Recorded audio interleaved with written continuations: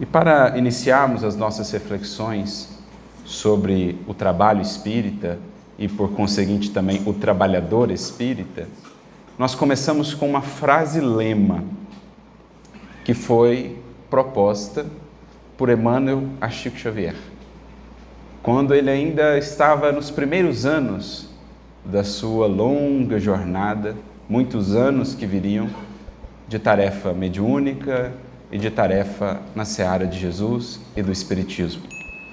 Emmanuel, assim, apresenta a tarefa cristã para Chico e, claro, para nós também.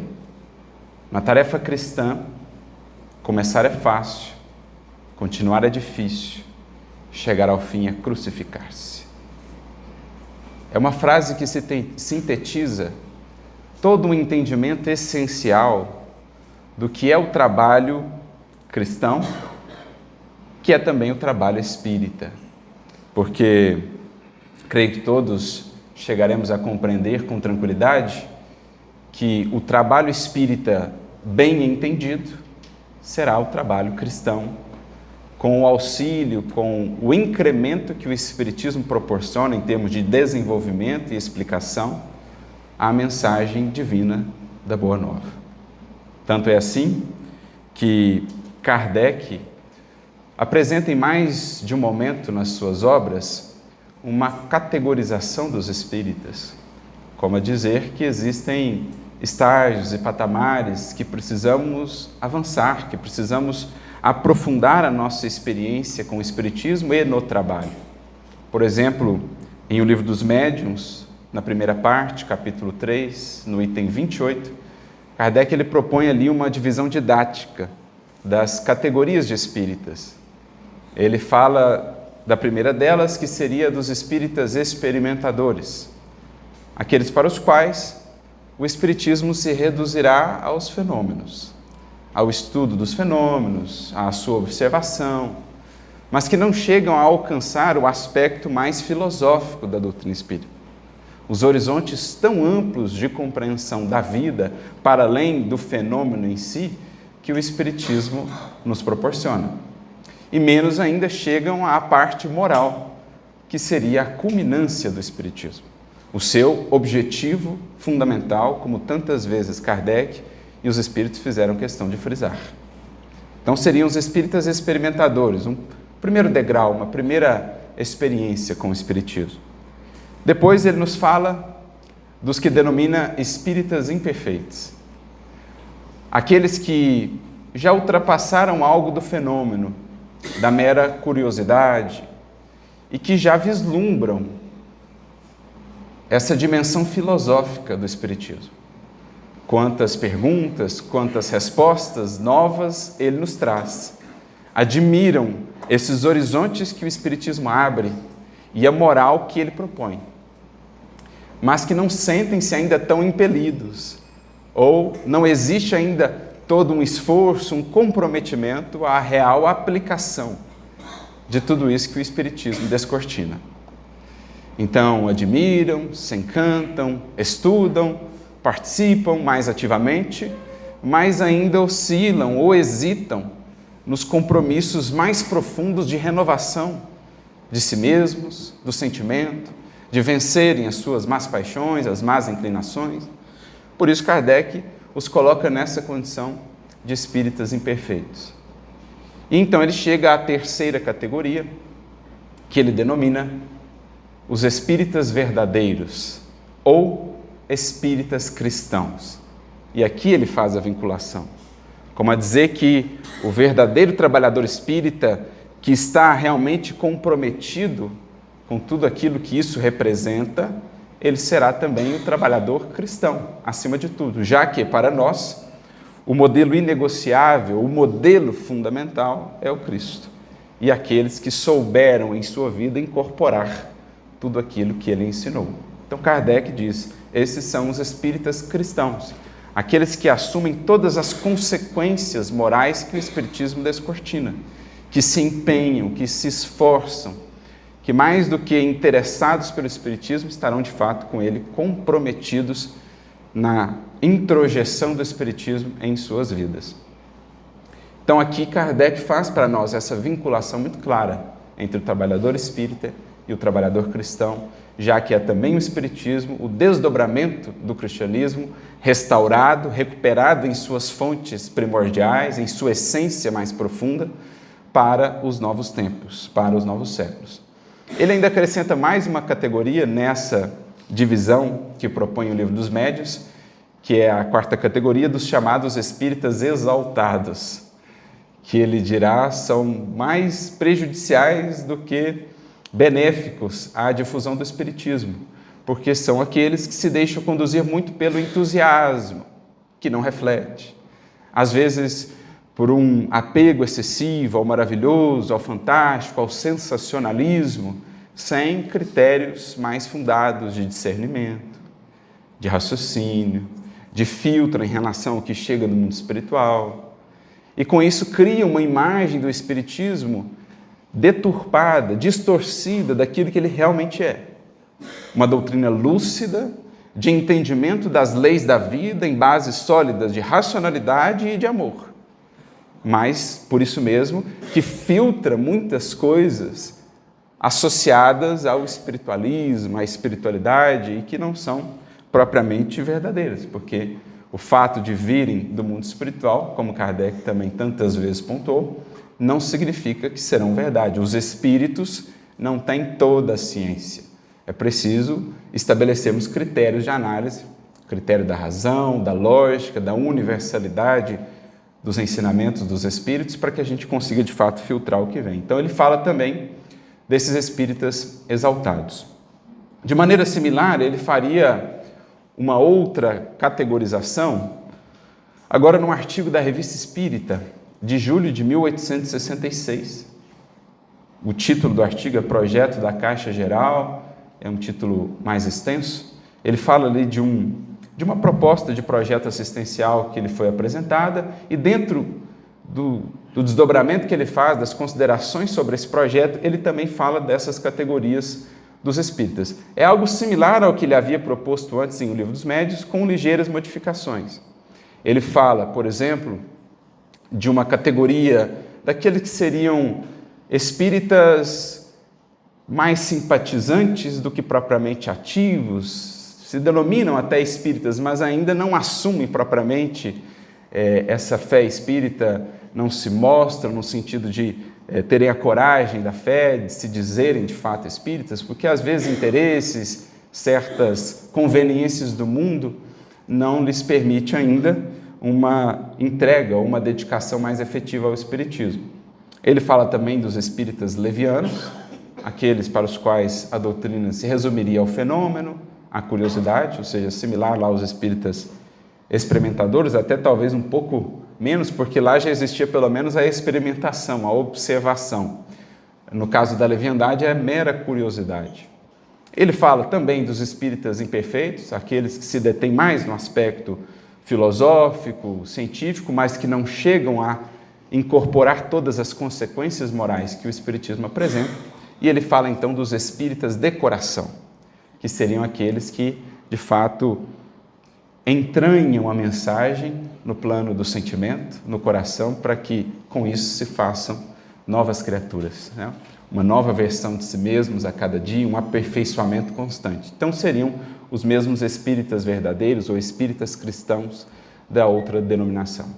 Então a gente trouxe essas categorias apresentadas por Kardec, tanto para que vejamos que o trabalhador espírita, ou a nossa experiência no trabalho espírita, é também e fundamentalmente um trabalho de construção, de aperfeiçoamento constante, como mencionávamos ontem. O trabalhador consciente, ele está sempre também humilde, está sempre em busca de se conhecer para ver onde pode melhorar, para que cada vez mais se aproxime daquilo que Kardec denomina serem os espíritas de coração ou os espíritas cristãos, num compromisso efetivo com o Evangelho. Então, tanto para vermos que há um processo aí, há uma escada a ser subida, como também para vermos que é o Evangelho a nossa referência maior. Mas voltando à frase de Chico Xavier, a partir dela nós podemos então desdobrar uma série de reflexões sobre o que é a tarefa cristã, a tarefa espírita. começar é fácil, o encantamento do início, aquele vigor, né? Aquela força que parece jamais vai esmorecer, a criatura que abraça 1 milhão de atividades, que quer conquistar o mundo para Jesus. Depois o continuar que vai se tornando difícil, a criatura que vai se conhecendo e em se conhecendo, vendo inúmeras imperfeições, inúmeras questões internas, ela vai se frustrando talvez com uma imagem que tinha de si e vendo a realidade mais patente que a luz do Evangelho revela. Também os desafios de convivência, a realidade prática, né? Uma coisa é o trabalho em teoria, sempre idealizado. Outra coisa é o contato com as pessoas, os desafios, a natureza humana, as imperfeições, a convivência.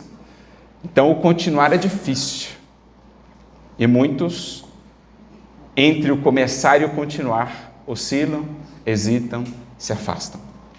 Outro dia até comentava com a Flávia, com alguns amigos, mesmo tendo pouco tempo relativamente, né, de trajetória no Espiritismo, de trajetória efetiva, somos espíritas desde o berço, mas em termos de trabalho mais efetivo, não temos assim tanto tempo de rodagem, mas mesmo com esse tempo reduzido, já é, de certo modo, expressivo o número de corações que vimos deixar o caminho, que começaram, que estavam ali e que de repente foram chamados ou se deixaram levar por outros chamamentos da vida, por algumas distrações, para vermos que, de fato, continuar é difícil, porque vai pedir, é sine qua non para que continuemos, um trabalho profundo em nós mesmos, para que essa caminhada se sustente, para que o fôlego não se acabe.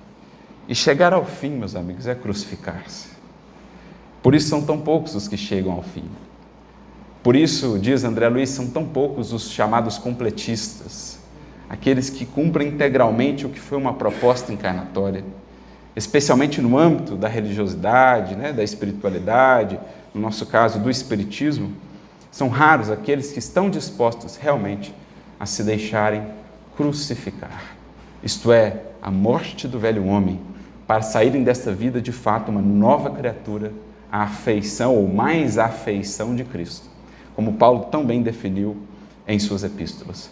O deixar-se consumir no processo, fazendo-se novo a cada dia com Jesus, é realmente um processo muito desafiador e que nem todos estarão dispostos a fazê-lo. Mas ficam os exemplos daqueles que foram até o fim, pagaram o preço da redenção, da ascensão, sacrificando-se, consumindo-se, para que disso resultasse uma nova criatura, uma nova versão de si mesmos.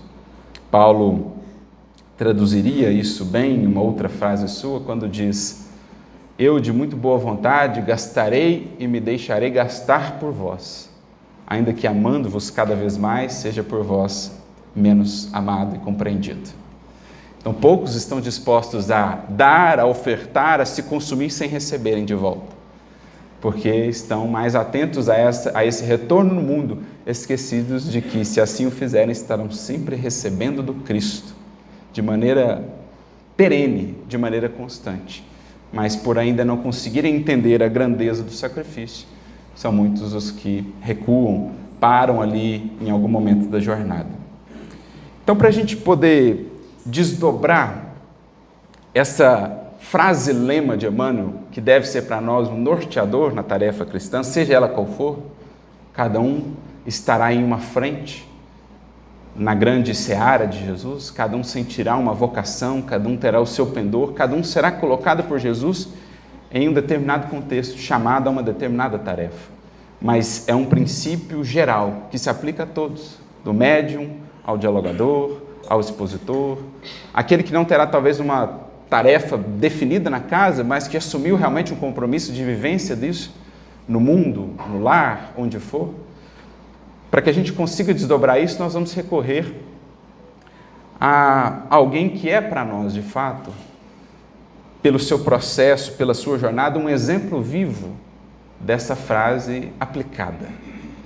Comentávamos muito ontem sobre a figura do apóstolo Paulo, e inclusive que o livro Paulo Estevão nos foi ofertado pela espiritualidade, uma obra dessa magnitude, justamente por se tratar ele de uma espécie de manual, de livro-escola, de ensinamento vivo do que é a construção do trabalhador, a jornada do trabalhador cristão, do trabalhador espírita, as lutas do começo, mas também entusiasmo, os desafios da continuidade, mas também a perseverança, e as culminâncias do testemunho, a crucificação para a vida nova, a ressurreição em Cristo.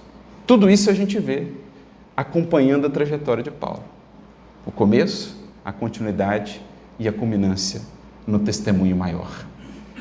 E é isso que Emmanuel, inclusive, nos diz no prefácio da obra. Ele traz duas motivações principais para que aquela obra viesse a lume. Começando da segunda, para chegarmos à primeira, que é a que mais nos interessa.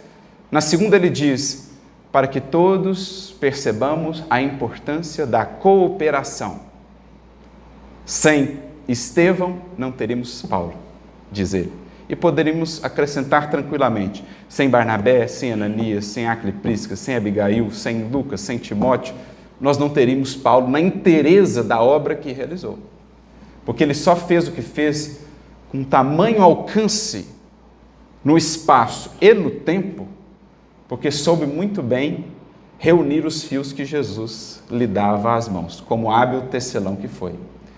Reuniu os fios de muitos destinos, os emaranhando numa obra, de tecelagem prima, que ainda hoje nos encanta.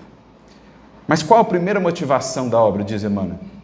Ele usa o seguinte termo: as igrejas amornecidas da atualidade justificam o nosso intento. Em outras palavras, nós, os cristãos, de todas as denominações, estávamos muito equivocados com relação ao trabalho na seara do Evangelho. Acomodação, expectativas ilusórias, expectativas de facilidades, entre outras coisas. Emmanuel, então, juntamente com os espíritos de mais alto, de onde veio a diretiva para a obra, eles deliberam, olha, nós precisamos lembrar o pessoal o que é de fato trabalhar para Jesus. Vamos lembrar então daqueles primeiros, daqueles que souberam marcar os séculos com a luz de sua fé, de sua perseverança e de seus testemunhos? Por isso essa obra veio à lume. Uma obra cujo valor estamos por compreender. Por mais a tenhamos lido, o manancial de luz que ali há, estamos por compreender. Precisaremos de mais encarnações. Mas aí isso nos projeta, já que então temos ali um manual de construção do trabalhador espírita, isso nos projeta a uma mensagem de Emmanuel, chamada Os Operários da Edificação Cristã. Mensagem essa que está no livro Deus Conosco, que é uma compilação das mensagens que Emmanuel trazia na reunião íntima da família Joviano, da qual Chico participava, lá na Fazenda Modelo. Então eles se reuniam semanalmente, o Chico, o Rômulo, esposa do Rômulo e tal, para fazerem uma reunião, e ali manifestavam-se sobretudo o Emmanuel e o Neo Lúcio, que era o pai já desencarnado de Rômulo Joviano. Espíritos muito vinculados a Chico e Emmanuel de muitos séculos. É a mesma família do livro 50 anos depois e do livro Renúncia. E então Emmanuel, ele traz essa mensagem e ele inicia da seguinte maneira: o trabalho está para a glória, como o arado está para o pão. Ele faz um paralelo. O trabalho está para a glória, como o arado está para o pão.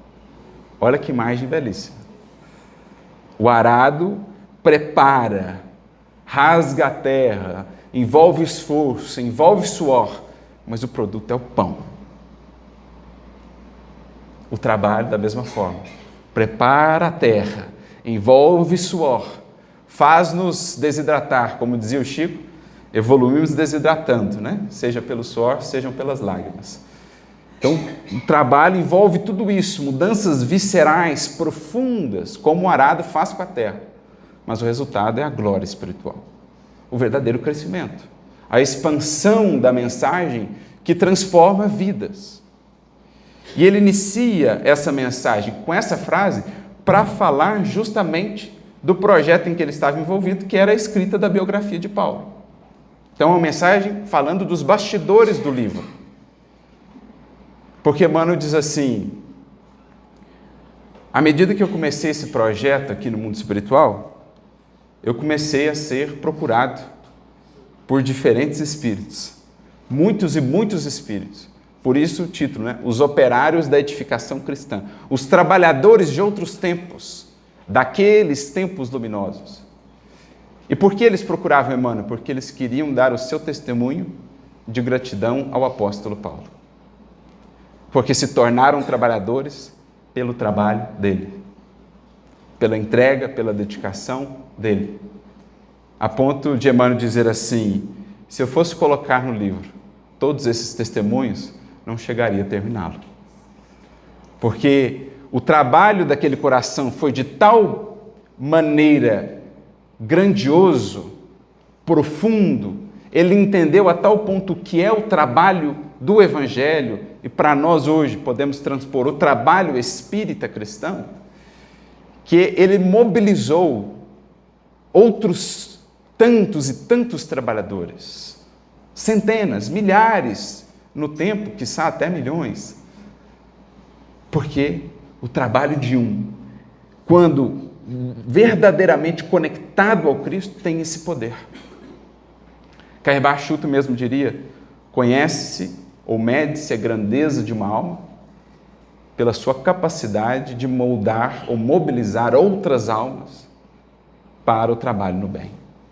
Então, o alcance, a medida da grandeza de uma alma é o alcance que ela tem em despertar e mobilizar outros corações para a seara do bem. Então, esse testemunho de Emmanuel dá-nos uma dimensão do que foi o trabalho de Paulo e, por conseguinte, do trabalhador que realizou esse trabalho. Por isso, tendo em vista o livro Paulo Estevão, essas motivações citadas por Emmanuel, bem como esses detalhes dos bastidores, nós pensávamos: vamos nos servir então dele como uma referência.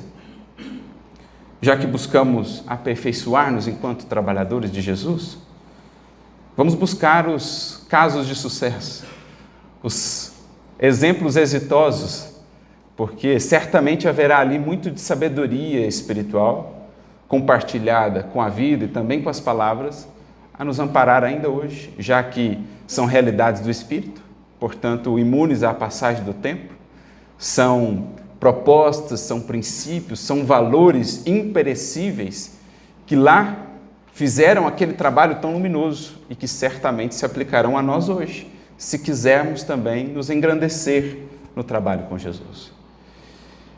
Então é isso que nós vamos tentar fazer aqui, buscar uma referência do apóstolo, e para isso vamos recorrer às suas epístolas, alguns trechos que nós pensamos, para tentarmos levantar aqui alguns pontos centrais que consideramos importantes para o nosso trabalho hoje, para que estejamos realmente cientes e conscientes do que nos cabe realizar com Jesus.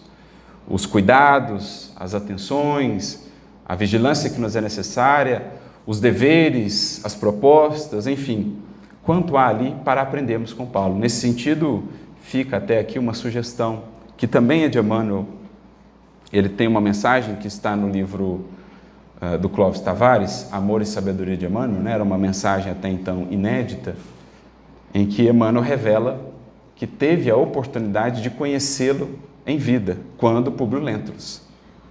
É algo que não está no livro Paulo Estevão, né? Não, nem no livro há 2000 anos. O Emmanuel guardou isso no escrino de seu coração, só revelou mais tarde, por meio dessa mensagem, que quando Lívia desencarna, ele estava ali na Via Ápia, profundamente entristecido, né? Depois do martírio da esposa amada, e acontece ali alguma coisa, os cavalos da carruagem que ele estava disparam, e de repente ele vê que param, né, os cavalos, ele sai para olhar, um dos cristãos tinha um grupinho de pessoas às margens da Via Ápia, era um grupo de cristãos, um deles havia intervido para que os cavalos pudessem parar. E ele sai para ver o que estava acontecendo e nota que naquele grupinho eles estavam em torno de uma figura central, que eles falavam, que eles faziam uma preleção ali sobre alguma coisa. E ele então vai conversar com eles brevemente, coisa de minutos. E esse alguém era o apóstolo Paulo. E diz Emmanuel que aquelas poucas palavras que trocou com ele o marcaram para sempre. Tanto que, após a sua desencarnação, ele como que é acolhido espiritualmente por Paulo, que vem sendo depois o seu tutor espiritual ao longo das próximas encarnações. Por isso, o seu apreço tão grande pela figura do apóstolo dos gentios, que o levou a fundar a cidade, que tem o seu nome, aguardando a data de 25 de janeiro, data convencionada com a data de São Paulo, para fundar a cidade. Então, curiosidades que nos ajudam a entender o vínculo de Emmanuel ao coração de Paulo. E nessa mesma mensagem, ele traz para nós essa sugestão: lede as cartas de Paulo e meditai. Por quê? Assim como Paulo e Estevão é para nós um manual, também as próprias palavras do apóstolo. Quanta riqueza há ali para entendermos o que foi o processo de trabalho após a partida do Mestre. Paulo, ele traz a mensagem do Cristo, conectando-a às realidades práticas da expansão do trabalho do Evangelho no mundo. Quais os desafios? Quais as lutas das primeiras comunidades? Eram eles perfeitos ou tinham também questões como nós? Porque às vezes os amigos nos procuram, né? Falando das dificuldades do movimento espírita, a luta de convivência, os trabalhadores e tal. E aí a gente pontua assim: mas os amigos já leram a carta de Paulo aos Coríntios? Porque às vezes a gente tem a visão idealizada, né, daquele movimento inicial. E basicamente o que é a primeira carta de Paulo aos Coríntios? Puxão de orelha. Levantamento de problemas, de dificuldades de convivência, uns que se achavam mais importantes que outros porque tinham essa e aquela tarefa, outros que achavam que as suas capacidades eram maiores porque tinham essa ou aquela mediunidade. A divisão em partidos internamente: não, eu sou de Paulo, não, eu sou de Apolo, não, eu sou de Cefas, não, eu sou de Jesus. E Paulo tendo que resolver todas essas questões. Ou seja, algo muito próximo da nossa realidade, das nossas casas espíritas hoje. Você lê o capítulo 12 da primeira carta aos Coríntios, você vê uma reunião mediúnica descrita. Capítulo 14, e entre eles, o capítulo 13, a centralidade do amor. O dom excelente que deve nortear todos os demais. Então, há ali Paulo tratando dessas questões que ainda hoje são para nós os desafios do trabalho espírita. Então, as cartas são um manancial extremamente rico de entendimento dos desafios do trabalho, das comunidades em que nos inserimos, bem como da jornada pessoal que cabe a cada um de nós, porque também Paulo trata da sua jornada pessoal de transformação. Quantas pérolas de valor espiritual incomparável, indescritível. Então, quando pensávamos, em alguns pontos para levantar, era até difícil escolher as frases, os versículos que utilizaríamos. Tantas são as frases, os versículos profundamente pertinentes para nós. Então fica a sugestão. Tenhamos nessas cartas, agora podemos entendê-las à luz do Espiritismo. Temos tantos comentários de Emmanuel sobre versículos das epístolas de Paulo, porque temos ali um processo de formação, de esclarecimento para os que nos propomos ser trabalhadores espíritas. E o primeiro ponto que nós gostaríamos de trabalhar, e que Paulo também fez questão de trabalhar, ele que era essa alma, vigorosa, um coração imparável, que força, que capacidade de realização. Vinham os problemas os mais difíceis, mas ele tirava forças de uma profundidade de comunhão estabelecida com Jesus, que o faziam sobrepor todas as dificuldades. Mas ele sabia que, para muitos corações, essa continuidade seria um desafio. Então, um dos primeiros pontos que nós queremos tratar, lembrando também a frase de Emmanuel para Chico: o cuidado para com o desânimo. O cuidado para com o desânimo. Já que citávamos Coríntios, primeira carta de Paulo aos Coríntios, capítulo 15, versículo 58. Sede firmes, constantes, sempre abundantes na obra do Senhor, sabendo que no Senhor o vosso trabalho não é vão. Olha que maravilha. Também nesse capítulo 15 ele diria: se esperamos em Cristo somente nesta vida, somos as mais miseráveis de todas as criaturas. Olha a visão espiritual desse coração. Porque ele sabia que tanto os cenários do mundo, quanto os cenários internos desafiadores, nos arrastam àquela que é uma das mais perigosas tentações, a do desânimo. Quem estava aqui ontem, lembramos aquela mensagenzinha do Emmanuel em que ele falava dos quadros admiráveis observados do mundo espiritual? Lá do alto, ele dizia assim: admiráveis são os espíritos nobres e retos que militam com grandeza na causa do bem. Mas não menos admiráveis são aqueles que se reconhecem frágeis e imperfeitos, caindo e erguendo-se muitas vezes, resistindo à tentação do desânimo, sem desistirem de trabalhar. Ontem não pontuamos esse detalhezinho fundamental: o desânimo é uma tentação. E aqui me recordo de um caso que está registrado para nós no livro Cartas do Alto, capítulo 44.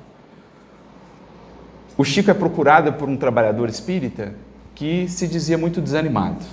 Estava abatido, que ele havia sonhado muitos projetos, muitas propostas de trabalho, e só havia encontrado frustração, desilusão, havia confiado em muitos amigos, companheiros que se afastaram, que o deixaram na mão. Então ele estava desalentado.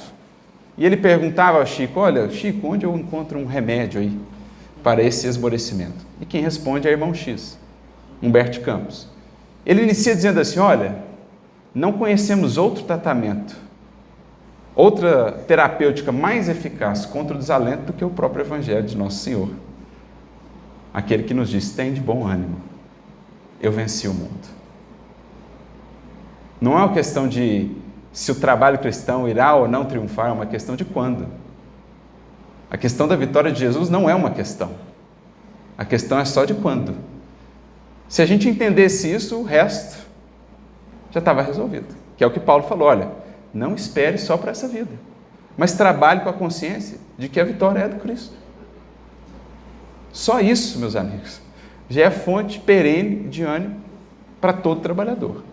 Então ele começa assim, mas aí ele traz para incrementar uma fábula. Ele fala assim: conta-se que certa feita o espírito das trevas foi fazer uma liquidação em sua loja,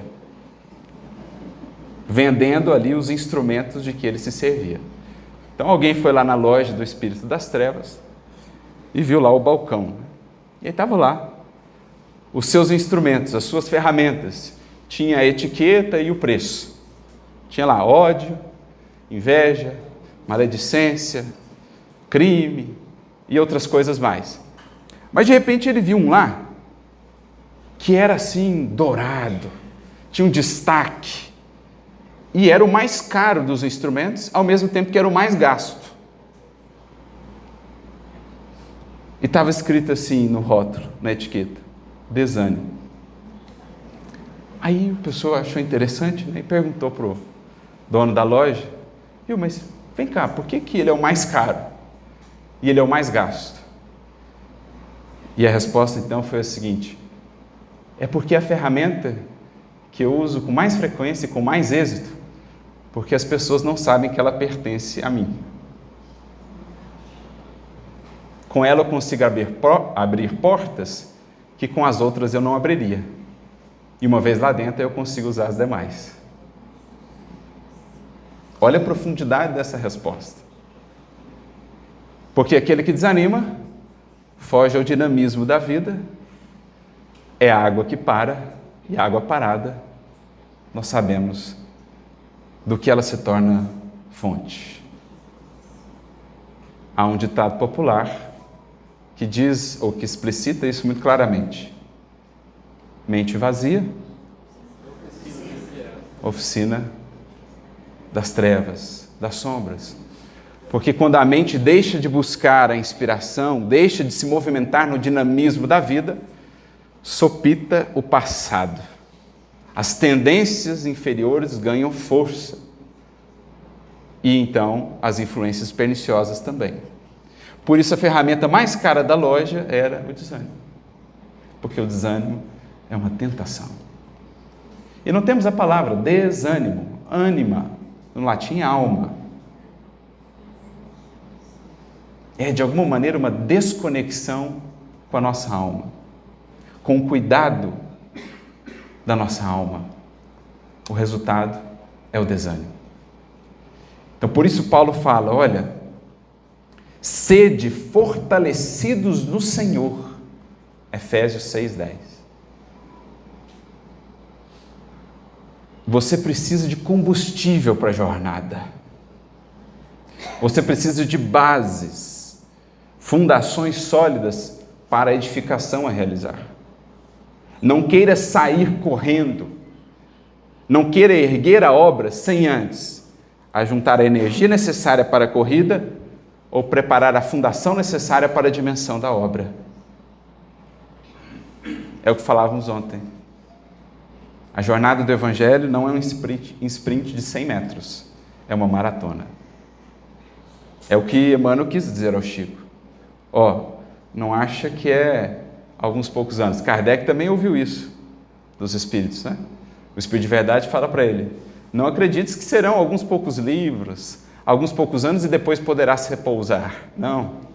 Viverias até mais tempo se negasses o convite.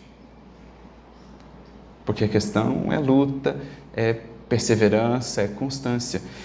E o que mantém, então, o que sustenta o trabalhador? Aqui não tem outra palavra, muito propícia na casa em que estamos, comunhão. Comunhão com o Mestre.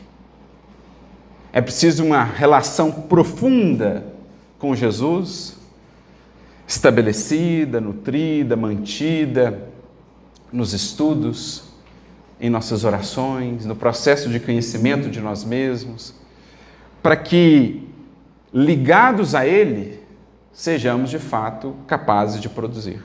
É o bonito símbolo, né, que o Mestre tem no Evangelho, João capítulo 15.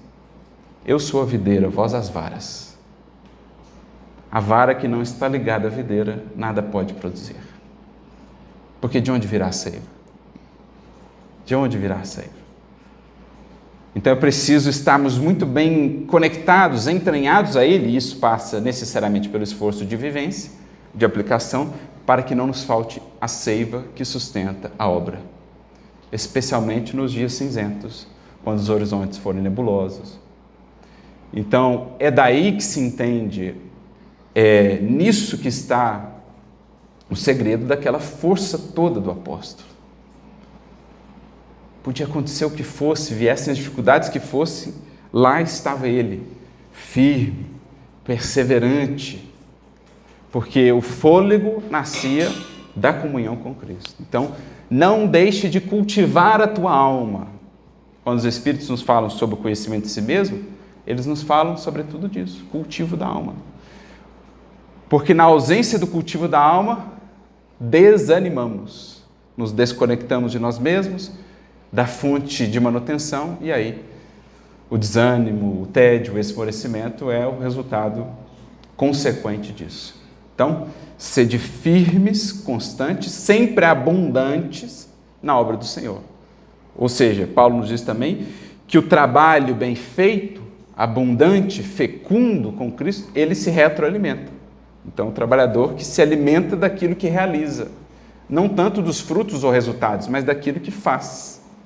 Que está aí outro segredo. Quem for alimentar-se apenas de louros, de reconhecimento, de aplausos, cedo ou tarde o alimento poderá faltar. Mas quem se alimenta do que dá, do que oferta, do pão que reparte, esse estará sempre fortalecido. E mais, diz ele, sabendo que o vosso trabalho no Senhor não é vão. Então a esperança, o olhar mais amplificado que o Espiritismo nos traz. Nós estamos trabalhando, estamos lançando sementes, pode ser que os resultados venham mais à frente, que saem em outras encarnações. Mas nós sabemos que a lei divina é de tal modo sábia que nada, nenhum esforço no bem é perdido. É vão. Isso nos anima, isso nos faz seguir. Então, está aí muito da força desse coração. E mesmo que venhamos a, em alguns momentos, oscilar em nosso ânimo, desanimar, a necessidade, a humildade de sabermos nos reerguer, recomeçar. Porque mesmo Paulo, com todo esse vigor, existiram momentos em que ele sentiu o peso mais profundo, mas se tinha uma capacidade dele, era de erguer-se novamente e seguir adiante. Como dizia o Chico, o lema do espírita, né, deveria ser levantar, sacudir a poeira e dar sequência na tarefa. É o que Paulo traduz agora em outro versículo seu, Hebreus 12, 12. Tornai a levantar as mãos cansadas e os joelhos desconjuntados, e fazei veredas direitas para os vossos pés, a fim de que aqueles que manquejam sejam antes sarados e não se desviem inteiramente, para que não brote nenhuma raiz de amargura e, em crescendo, prive os outros corações da graça de Deus. Palavras às vezes um pouco difíceis, mas olha a profundidade do que ele está dizendo. O seu exemplo de resiliência, o seu exemplo de perseverar, de recomeçar, de não desistir, tem um poder imenso para ajudar os que ainda hesitam, os que oscilam.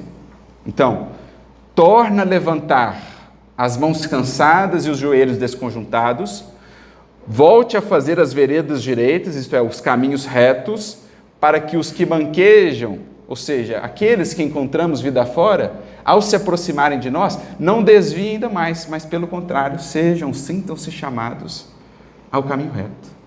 Dá para mudar o roteiro, dá para recomeçar, não preciso seguir do jeito que tenho seguido. É o que o exemplo de resiliência, de recomeço, de perseverança infunde nos outros. Porque em não sendo assim, o que acontece, diz Paulo? Brotam raízes de amargura em nós que se alastram para os outros. Porque o desânimo é imensamente contagioso. Então, às vezes, desanima um coração na casa, um grupo inteiro vai de roldão. Desanima, às vezes, um coração que era ali uma referência, uma figura, vai uma galera junto. Então, cuidado para que o desânimo não parta de nós e não se alastre e não contamine outros. Por isso, diz Paulo, privando-os da graça de Deus, porque os desviamos dessa comunhão. Então, veja a sabedoria espiritual daquele que vivia isso na prática, via isso acontecer, porque ele menciona também nas suas cartas, fulano de tal afastou-se, e com ele foram outros. Ele via isso acontecer, então ele alertava, não deixemos as raízes de amargura crescer. Seja um cultivador da alma, vendo a erva daninha, corta, tira, para que ela não se alastre. Então, primeiro ponto que nós gostaríamos de frisar, o cuidado com o desânimo. Por quê? Os cenários do mundo são, ainda hoje, imensamente desafiadores. Os que Paulo viu, mais ainda, né?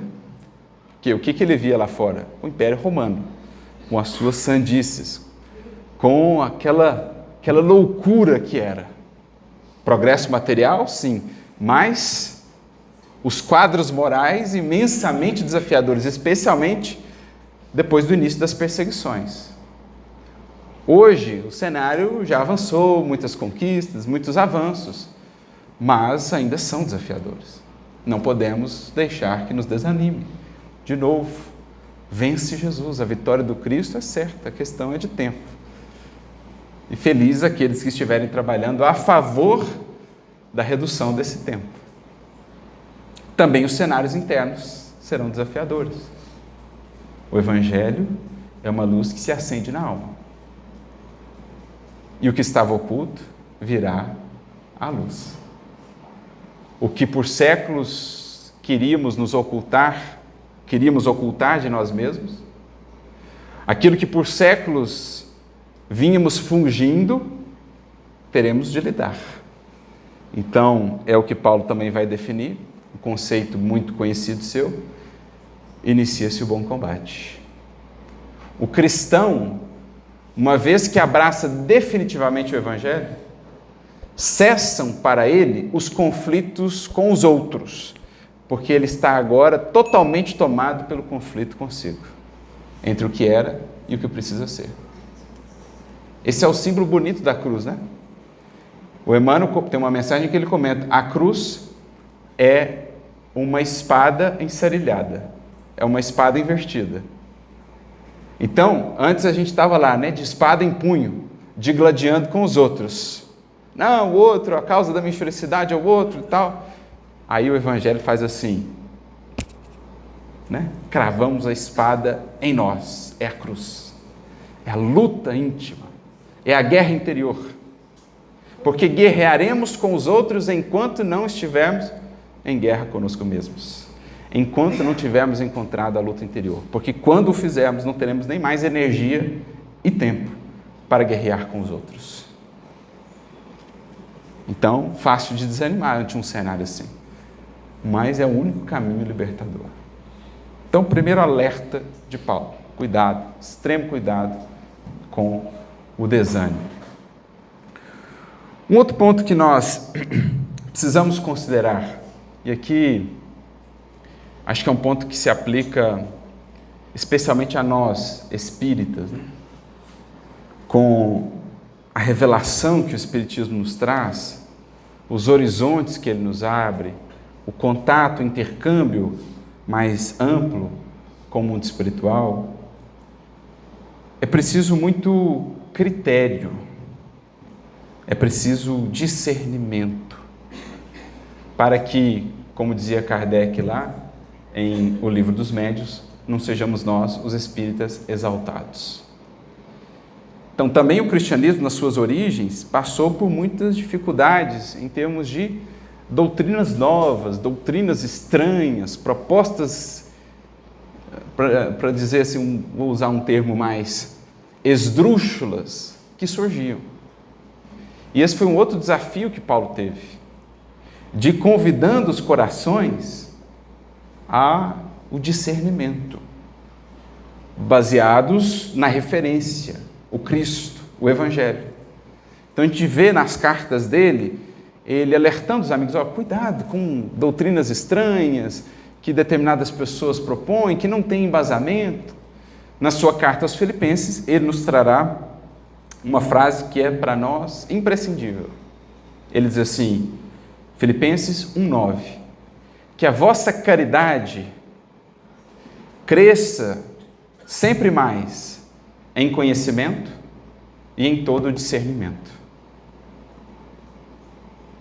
Então, tem ali a caridade, que é central, o trabalho do sentimento, o desenvolvimento, a sublimação do sentimento, mas tem também o convite a estarmos sempre nos instruindo, para que a instrução nos dê discernimento. Porque não basta a aparência assim agradável, é preciso discernir o que é verdadeiro e o que não é, o que está em harmonia com os fundamentos que temos no Evangelho para nós em Kardec e aquilo que não está. Porque facilmente nos deslumbramos com o que é maravilhoso, com o que é fantástico, com o que é sensacionalista. Basta ver em tempos de redes sociais o número de visualizações daqueles vídeos que tem lá uns títulos assim, os mais sensacionalistas, umas coisas assim, as mais estranhas, para dizer o mínimo. Para dizer o mínimo. Porque isso é da natureza humana, isso é secular em nossas relações com o mundo espiritual, com a revelação. Mas Kardec não foi chamado de bom senso encarnado por acaso. Como nós precisamos de bom senso nestes tempos de tanta conectividade, em que todos estamos num areópago. Rede social hoje, qualquer um espalha ideia. Mas e o teor das ideias? Edificam ou confundem? Libertam ou iludem? E para isso a gente precisa de bom senso e discernimento. Por isso é amai-vos e instruí-vos. Paulo já falava disso. Que a vossa caridade, amai-vos, cresça em conhecimento e discernimento, instruí-vos. Fundamental. E não há treinamento melhor, curso melhor de bom senso do que a leitura das obras de Allan Kardec. Que alma lúcida. É impressionante você aprender o modo de pensar de Kardec, a lucidez, a lógica. Por isso não se concebe um trabalhador espírita que não esteja entranhado de Kardec, com as bases assim arraigadas nas obras básicas. A Revista Espírita, temos tido a oportunidade de fazer esse estudo. Na sequência, começamos lá em 1858, artigo por artigo. Já estamos em 1868, na reta final. Não saberia descrever em palavras, gente, a riqueza doutrinária e espiritual que ali há.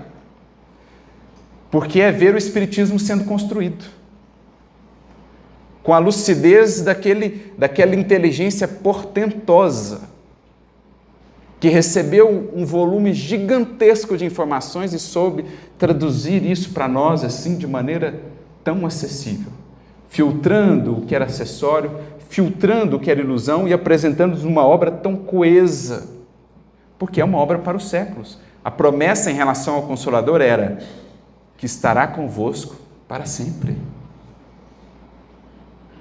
Então, claro que é uma doutrina progressiva.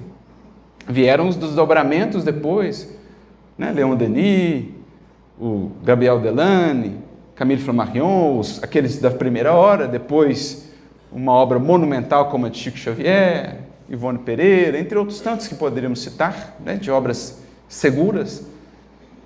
É uma doutrina progressiva, mas as fundações precisam estar lá. Kardec nos ensina, portanto, a ter crivo, critério, discernimento, lucidez. Porque a gente só consegue julgar uma coisa com propriedade quando temos as referências. Se eu não tenho as referências, então um juiz, se ele não conhece a lei, como é que ele vai julgar? Nós, espíritas, se não conhecemos as nossas bases, a referência maior, como é que a gente vai julgar no sentido de discernir, de analisar? Então, esse é um outro ponto fundamental. Porque quando a gente olha, nos tempos de Kardec mesmo, antes dele, por exemplo, nós tivemos outros nomes, né, do espiritualismo, do chamado espiritualismo moderno. Foram muitas as doutrinas que surgiram ali naqueles tempos. Inclusive agora me fugiu o nome dele, um sueco, que foi um antecessor de Kardec, que depois até comparece na Revista Espírita, mencionando assim os desvios, as ilusões da sua obra, que foi uma obra que preparava esses caminhos da abertura da espiritualidade, se daria sobretudo com o espiritismo, mas que ele acabou abarcando ali uma série de ilusões, de desvios. Por quê? Porque faltaram justamente esses critérios. E outras tantas dessas doutrinas. E a gente vê Kardec sempre ali, né, com uma unidade de propostas, uma unidade, uma coerência, justamente por causa disso. O bom senso encarnado. Então, não deixemos de estudar. O livro é o maior amigo do trabalhador espírita. É o amigo de todas as horas. Como dizia o grande padre Antônio Vieira, cognominado imperador da língua portuguesa, o livro é um morto que vive, é um surdo que responde, é um mudo que fala, é um cego que vê. É o que o livro, e sobretudo o livro edificante, nos proporciona. Então, baseemos-nos nisso para que tenhamos critério e discernimento, para que o Espiritismo não seja apresentado ao mundo de uma maneira tão distorcida. Ele que traz tanta lucidez para o entendimento das leis da vida e para o intercâmbio com o mundo espiritual, para que ele não se deixe levar, ou a sua apresentação, por aquilo que é mais casca do que propriamente essência, do que propriamente algo verdadeiro, algo sólido, algo que possa ser provado pelo tempo. Por isso aquele conselho tão conhecido de Erasto: é melhor recusar 10 verdades a acolher uma mentira. Muita ponderação em tudo que é novo, em tudo que é, assim, parece sensacional, porque a lei divina, em geral, ela é simples. Existe uma coerência interna, as coisas precisam estar muito bem embasadas. Então, outro ponto que gostaríamos de considerar é que Paulo, já naqueles tempos, vencendo também, ou lidando com esses mesmos desafios, ele nos trazia. E mais um ponto que a gente gostaria de trabalhar, ainda nesta nossa primeira parte, é uma reflexão sobre a nossa inserção dentro de um grupo espírita. Agora vamos à epístola de Paulo a Timóteo, segunda carta de Paulo a Timóteo, capítulo 2, versículo 24. Essa é a última carta que Paulo escreve. E ela é como que um testamento espiritual dele. Ele deixa ali as orientações ao seu filho na fé, Timóteo, quanto ao trabalho a realizar, de modo que ela se torna também uma referência para o trabalhador. As orientações dele para Timóteo servem para nós, especialmente ali no capítulo 2 dessa carta. Ele traz uma série de orientações para ele quanto ao trabalho a fazer.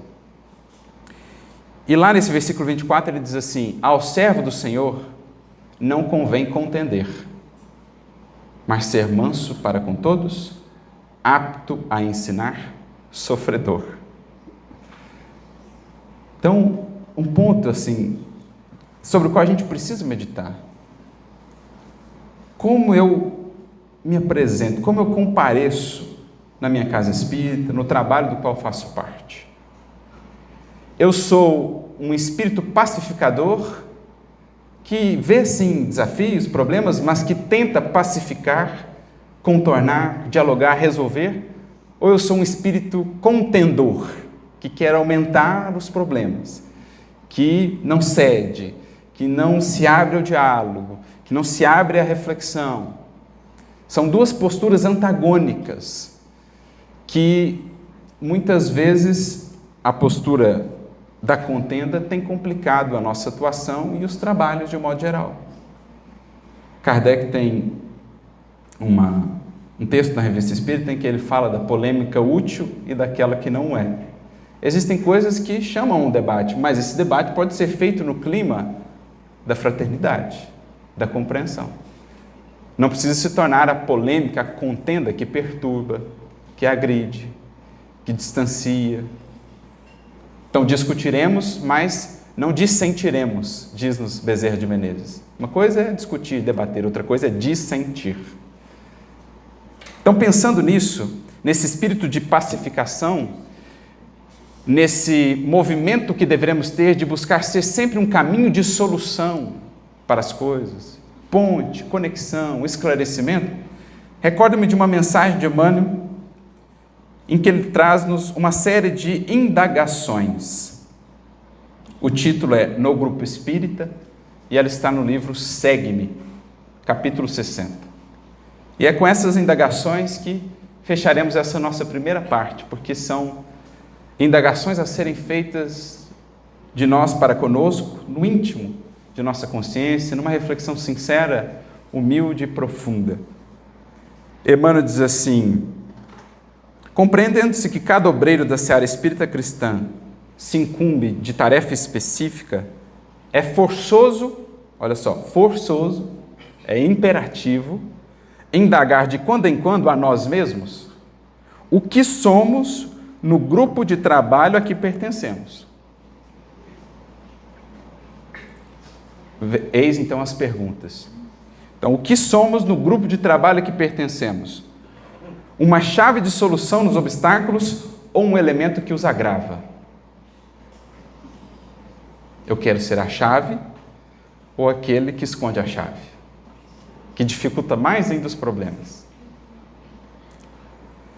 Um companheiro assíduo às lições ou um assistente que, por desfastio, aparece de vez em vez? Um amigo que compreende e ajuda ou um crítico inveterado que tudo complica ou desaprova? Então, ele está colocando em paralelo, né? A postura esperada do bom obreiro com a postura não esperada do mau obreiro. Paulo dizia, Filipenses 3:2, guardai-vos dos maus obreiros. E não vale pensar isso só em relação aos outros. Poderemos pensar também, guardai-vos de serem maus obreiros, principalmente, né? Um bálsamo que restaura ou um cáustico que envenena? Lembrando André Luiz, vós sois parte integrante da farmácia do próximo. Eu sou para o outro um remédio, um bálsamo que restaura ou um cáustico que envenena. Um enfermeiro consagrado ao bem da comunidade ou um doente que deva ser tolerado e tratado pelos demais. Um manancial de auxílio ou uma charneca deserta, sem benefícios para ninguém. Um apoio nas boas obras ou uma brecha para a influência do mal. Isso aqui é importante, gente. Quantas vezes é na brecha que um trabalhador dá, que todo um trabalho vem a se comprometer. Não queiramos ser a brecha. Estejamos vigilantes para não sermos a brecha. Uma planta frutífera ou um parasito destruidor. Um esteio da paz ou um veículo da discórdia. Uma bênção ou um problema. Então eu sou na casa espírita, no trabalho, nos trabalhos dos pais faço parte, uma bênção ou um problema. Aquele que chega e anima, ergue, chama à frente, ou aquele que é um peso que vai dificultando a marcha dos demais. Reflexões, indagações para nos fazermos todos, porque conclui ele na mensagem. Façamos semelhante observação e verificaremos, sem dificuldade, se estamos simplesmente na doutrina espírita ou se a doutrina espírita já está claramente em nós. Porque essa é a grande questão para o trabalhador espírita. Se ele está na doutrina espírita ou se a doutrina espírita já está nele. Então a gente faz aqui a nossa pausa para retornarmos daqui a meia hora dando continuidade.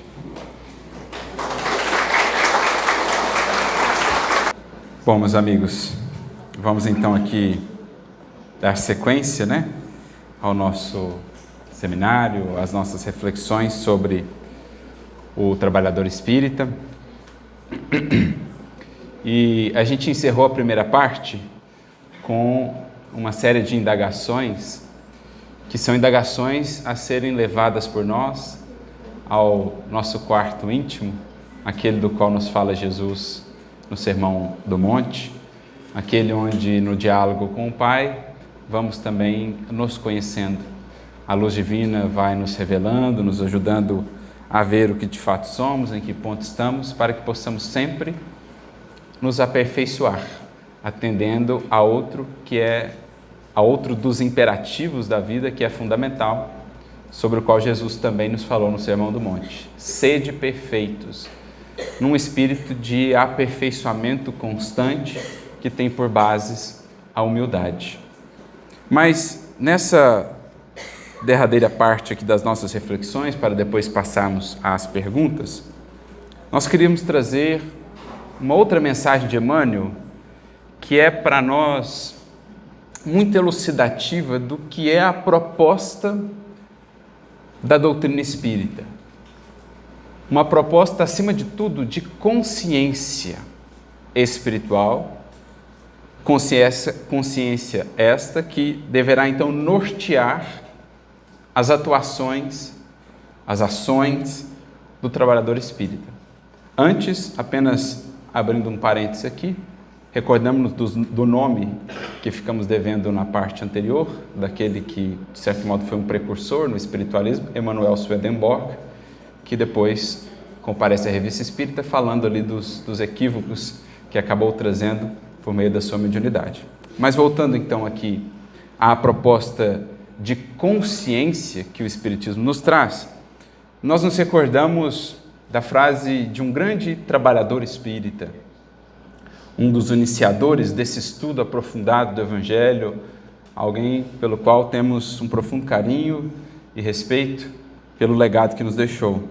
Nos referimos a Honório Onofre de Abreu, aquele que foi presidente da União Espírita Mineira, um grande trabalhador em Belo Horizonte, lá no Grupo Espírita Emmanuel, e que dando sequência, àquilo que o próprio Emmanuel começou por meio da mediunidade de Chico Xavier, o esclarecimento do Evangelho à luz da doutrina espírita, ele criou o conhecido miudinho, esse estudo mais aprofundado do Evangelho. E ele tinha uma frase que, creio, define muito o que é a proposta do Espiritismo, de vivência espiritual.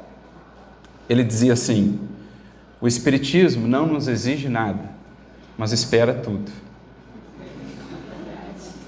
Porque estávamos acostumados a muitas experiências em outros tempos, em outras denominações, em que tínhamos, de certo modo, um script a seguir, em que a adoração, o processo de adoração estava muito associado a determinadas práticas exteriores, a determinados rituais.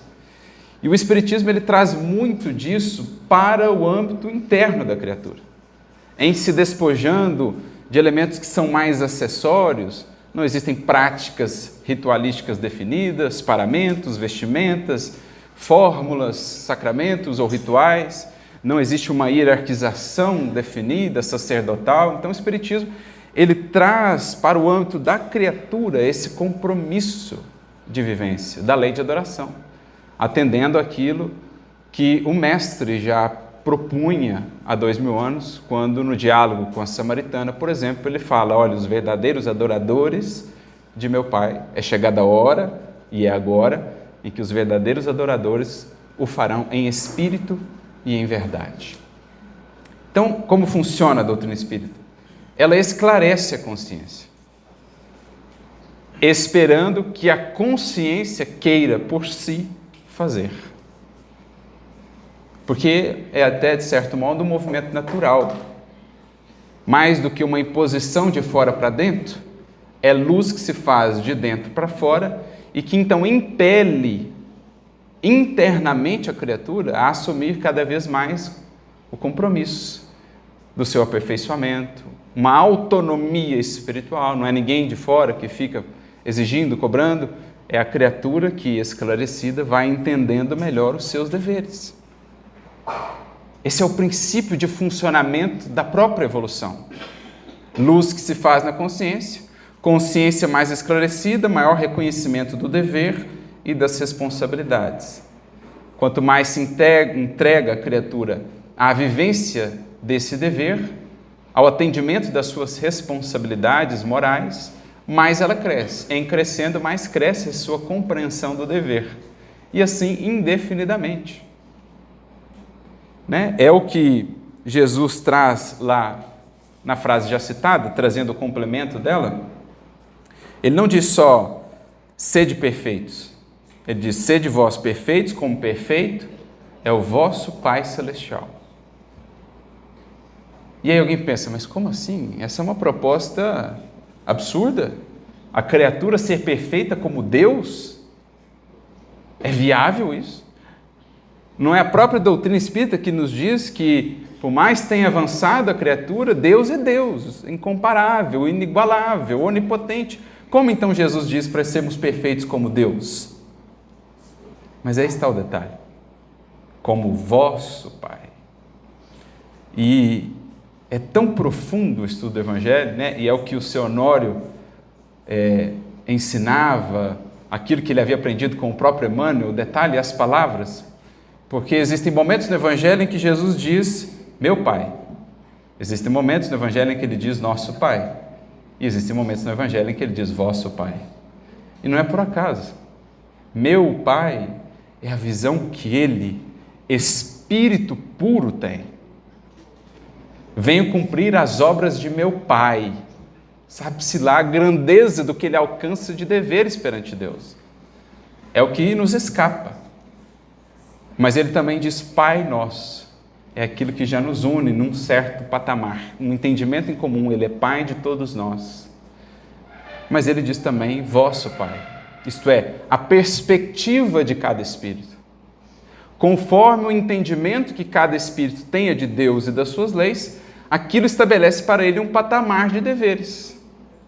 À medida que ele progride também o seu entendimento da lei, e com isso crescem os seus deveres. Por isso o Espírito Lázaro diz no Evangelho segundo o Espiritismo: o dever cresce e irradia sob mais elevadas formas nas esferas superiores à humanidade. Então, para um espírito superior, o sede perfeitos, como é perfeito o vosso Pai, é bem diferente do sede perfeitos, como é perfeito o vosso Pai para nós, porque uma é a visão dele de Deus e dos deveres decorrentes, outra é a nossa visão, mas é o patamar em que cada um está. No horizonte em que eu estou, eu alcanço um teto, eu alcanço uma perspectiva. No esforço de implementar, eu cresço e com isso amplia-se a minha perspectiva. Novos deveres surgem. E assim é a eterna espiral da progressão. Então, nesse sentido, a frase de Jesus é belíssima, porque é infindável o progresso do ser. Jesus ele cria um loop que nunca termina, mas que também não é um círculo fechado. É uma espiral que se expande sempre. Cresce o espírito, cresce a sua compreensão de Deus, dos deveres, com isso mais aplicação, e da aplicação decorre mais evolução, e assim indefinidamente. Porque mesmo o espírito como Cristo está a progredir. Mesmo o espírito como Cristo progride. Certa feita, Chico conversava com Herculano Pires a respeito do sistema solar, dos cristos ou os demiurgos, do planeta ou dos planetas aqui do sistema solar, e ele diz, então, olha, com todo o nosso respeito e reverência que temos por nosso Senhor Jesus Cristo, é preciso reconheçamos que se a Terra tem Ele como o seu Cristo, o seu governador planetário, o sistema solar como um todo terá um Cristo de ainda maior capacidade criadora. Então você pensa, tem um Cristo que coordena um planeta, tem um Cristo que coordena um sistema solar. Vai subindo e não termina mais. Aquela outra historinha que o Chico compartilha, certa feita ele perguntou a Emmanuel, eu gostaria de entender melhor a Jesus, gostaria de entender melhor a Deus. Emmanuel diz, Chico, fica com a visão que por hora o Espiritismo nos pode dar. Não, mas eu gostaria, mano. O Emmanuel então o desdobra e ele começa numa viagem ascendente. De repente a cidade vai ficando pequena, o estado, ele vai vendo, começa a ver o planeta Terra e ele vai subindo, daqui a pouco vê o sistema solar, daqui a pouco ele já está vendo a galáxia, ele vai subindo, a uma hora que ele diz, Emmanuel, por favor, eu quero voltar. Eu preciso dos meus chinelos e de um cafezinho, porque não suportamos. Entendem o que é a grandeza da evolução? Tem o Cristo da Terra, que é para nós a referência maior, mas tem um Cristo da galáxia, da Via Láctea. O Emmanuel fala no livro A Caminho da Luz da reunião dos Cristos. 2 reuniões, uma terceira em vistas. Imagina só. Então isso é expansão gradual de consciência no tempo e no espaço. E o espírito que vai sentindo cada vez mais forte em si o imperativo de progredir de moto próprio, sem que a dor precise ser agora mais tão enérgica, sem que o chamamento precise vir de fora, em posições exteriores, é algo que vem de dentro. Então é isso que o seu Honório quis traduzir nessa frase. O Espiritismo não exige nada, mas ele espera tudo, porque ele opera por consciência. E um dos grandes trabalhos a serem efetuados por nós, enquanto trabalhadores espíritas, é agregar cada vez mais consciência em nossa atuação. Discernimento. Um toquezinho de mais sensibilidade, de mais percepção, de mais discernimento, para que uma ação progrida, ganhe em potencial realizador, influenciador junto a outras vidas. Então, a mensagem de Emmanuel que nós separamos, ela trata disso.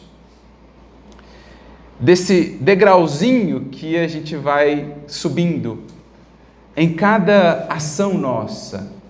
O Emmanuel vai fazer isso aqui por meio de verbos. Ele vai usando os verbos para ver como que uma ação ela ganha em potencial à medida que a gente agrega mais consciência nela. Isso vale para o médium, isso vale para o expositor, isso vale para o atendente, isso vale para o espírita. Seja onde for, com quem for, onde ele estiver. Essa mensagem tem por título Acima. Está no livro Aulas da Vida, capítulo 26. Faz-me recordar um outro caso do Chico, né? Temos trazido aqui muitos casos dele, porque são bastante ilustrativos do que é a vivência evangélica prática. O Chico, certa feita, as pessoas perguntaram para ele, amigos, né?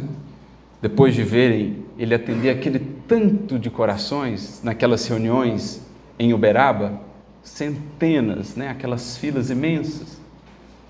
E aí os amigos, ao final do trabalho, que às vezes terminava altas horas da noite, da madrugada, perguntaram: Chico, nós vemos aqui esse tanto de pessoas com as suas requisições, né? Solicitando aí o seu amparo, a sua palavra de orientação, e a gente fica pensando assim, se é essa multidão que o busca neste plano, como é que é a multidão do lado de lá? E aí o Chico respondeu, né? Ele, como aquela antena psíquica, imagina o trabalho de disciplina, de controle emocional, de autogoverno, de autoconhecimento, para não sucumbir sob tamanha pressão espiritual. Ele que no livro Testemunho de Chico Xavier confessou, né, ao Vantuil: há dias em que me sinto desencarnar sob a pressão das duas esferas. Porque a gente via a pressão de cá, mas ele via a pressão de lá. A dimensão da pressão de lá. Então os amigos perguntaram isso e ele respondeu assim: meus amigos, eu demorei muito tempo, décadas mesmo, para aprender a vibrar uma oitava acima e ficar mais na faixa de Dr. Bezerra de Menezes. Eu sofri muito enquanto não consegui ficar assim, porque as pressões, as requisições eram imensas. Porque mediunidade, gente, acima de tudo, é a escola de autoconhecimento e de autodomínio. Que o médium que não fizer isso, ele está ao sabor das influenciações. Ele está ao sabor das ondas. Então ele demorou muito para vibrar uma oitava acima, acrescentando mais consciência, mais refinamento àquela mediunidade que já era por si impressionante. Por isso aqui, né, a gente quis lembrar esse caso pelo título, Acima. A gente precisa uma oitava acima em cada dimensão da nossa ação enquanto trabalhadores. O Emmanuel, para trazer essa mensagem, ele comenta um versículo interessante, que ela fala de Jesus, Lucas 9:62. Ninguém que, tendo posto a mão no arado, olha para trás, está apto para o reino de Deus. Então, a jornada em busca do reino de Deus é olhar para frente. Olhar para trás só a título de referência, de colher experiências, mas ninguém dirige olhando só para o retrovisor. Né? O retrovisor é referência. A gente olha para frente. E também não tanto para o lado, porque olhar para o lado é ficar muito atento às vidas alheias, na condição em geral de censores ou cobradores, e aí a gente acaba se esquecendo da nossa. Porque é bonito o símbolo, né? Jesus está falando ali no contexto da Palestina, em que o arado era conduzido, uma mão guiando o animal e a outra segurando o arado. Então, pensa a dificuldade da atividade. Se o indivíduo olhar para o lado ou para trás, o que ele faz? Ele erra a linha. Ele desvia. Então, Jesus, por isso que ele traz o símbolo, olha, vocês sabem como é que ara, né? Uma mão ali atenta no animal, governando, símbolo da nossa animalidade, força de realização mais bem controlada, e o arado do trabalho, olhando acima de tudo para frente, olhar para o lado, olhar para trás, a gente rompe a nossa linha de realização. Então, muito interessante o símbolo. Então, foco em progredir sempre, em buscar recursos da frente e trazer para a implementação no hoje. E aí ele diz assim: a fim de que nos promovamos à condição de obreiros mais eficientes. Porque uma coisa é ser o trabalhador espírita, mas essa não pode ser uma condição estanque. É sine qua non para o trabalhador espírita estar querendo ser cada vez mais eficiente, expandir as suas possibilidades de realização. E é o que a gente vê, né? E a gente não se cansa de nos impressionarmos como esses grandes trabalhadores eram fecundos, eles eram eficientes. Basta a gente considerar uma coisa, gente. Kardec produziu tudo aquilo em menos de 15 anos. Olha, eu já tentei colocar no papel, já tentei calcular como é que pode. Se você só contar o número de páginas que foram, já não cabe. Sem contar que ele teve que ler tudo aquilo, reler tudo aquilo, ler o que ele utilizou para escrever aquilo, responder cartas, viver, né, claro, cuidar do corpo, dormir e etc. É uma coisa impressionante a eficiência do trabalhador. Por quê? Trabalhador que foi, nos séculos, ganhando eficiência, tornando-se um obreiro eficiente. Eurípides Barçanufo viveu 38 anos. Conheceu o Espiritismo em 1904, 1903, 1904, desencarnou em 1918. E o legado que deixou. Então, é parte sine qua non do trabalho o aperfeiçoar-se, querer ser mais eficiente, aproveitar melhor o tempo, a bênção dos minutos, como dizia Emmanuel. Então, a fim de que nos promovamos à condição de obreiros mais eficientes na seara do Cristo, é forçoso observar a vida acima de nossas impressões superficiais. Então, eu preciso olhar a vida de mais alto, com mais profundidade. Não basta a visão superficial. No prefácio do livro Ave Cristo, o Emmanuel tem uma frase que eu gosto muito, ele diz assim: o Cristo prescinde das nossas obras de casca agradável e miolo enfermiço.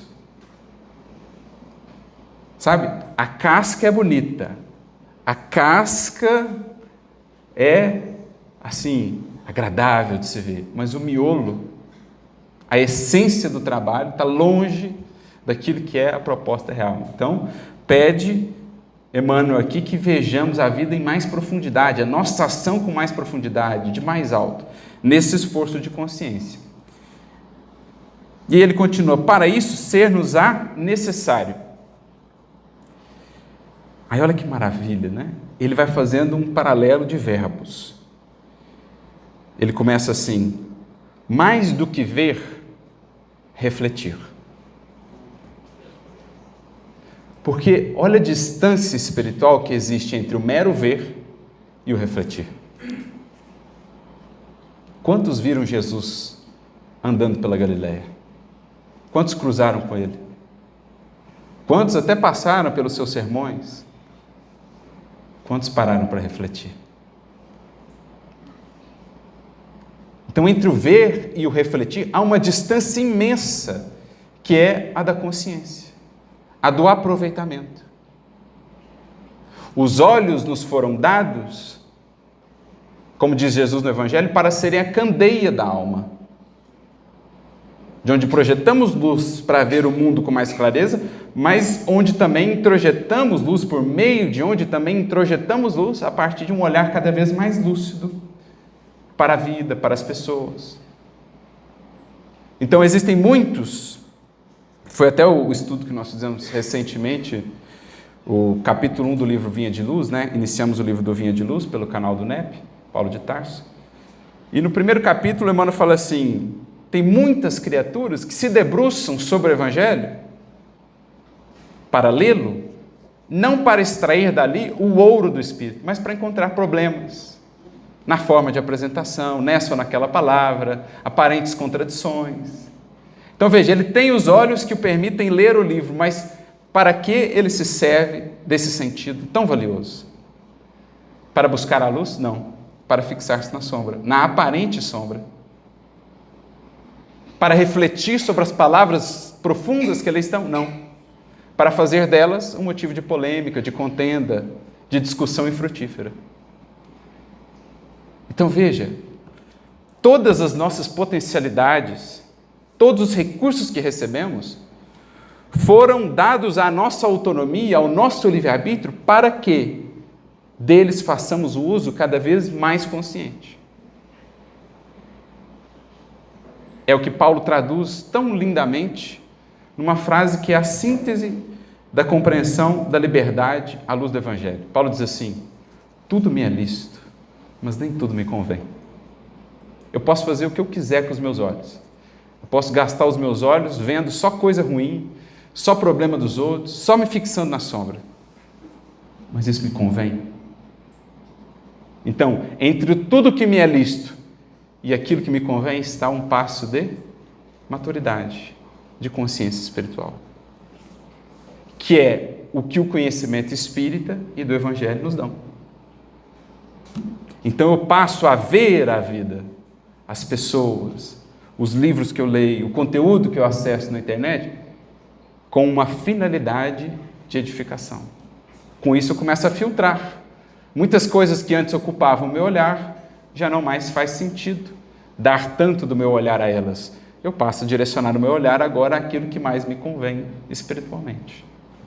Isso vale para conteúdos que assistimos, para livros que lemos, né? Para o que queremos observar na criatura, naquilo que nos acontece. Porque para os olhos lúcidos, de tudo se extrai lição. Pode ser, inclusive, a lição do que não fazer, do que não buscar, do que não gastar o nosso tempo com aquilo.